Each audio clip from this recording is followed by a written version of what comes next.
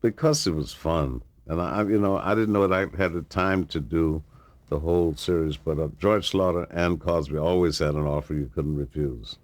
And part of that offer was they wanted me to conduct and arrange, be musical director, etc., but also to be a part of the comedy team, and that was fun. We had so much fun. So I got to do a sketch every week with Cosby and all these wild people, Pryor and Lily Tomlin and Buddy Hackett.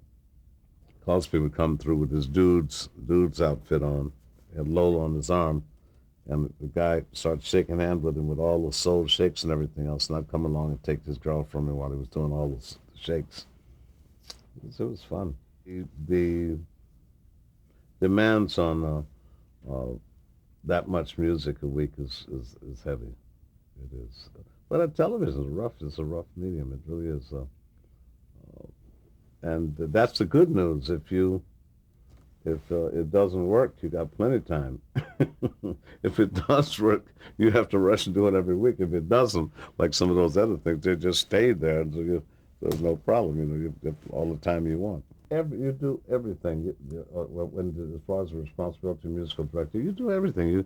You bring in arrangers, Bob Florence or whoever else. It depends on what the weight of the weight, the workload is that week, and what else you have to do. If you got to do two comedy sketches, you can't.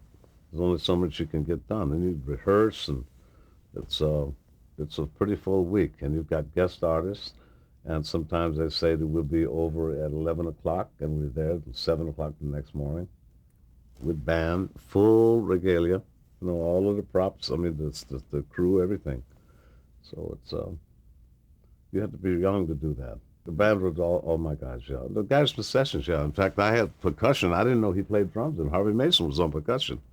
I got Paul Humphreys was on drums, and we had Ray Brown, Carole King. I mean, fantastic musicians, and really the best.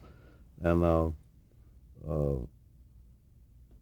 I didn't know that at that time that Harvey was a great drummer, and that he did Headhunters right after that with Herbie Hancock. I mean, he was a fantastic drummer, but I didn't know because he was always in tube shakers. I didn't know, but I found out.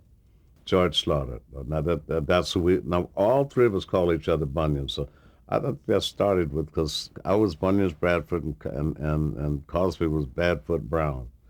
But he went into Whiskey a Go-Go one week with his own band, and he took my name. He had Bunyan's Bradford. So to this day, Cosby would talk to Slaughter or me, and all three of us all address each other as Bunions. Bunions.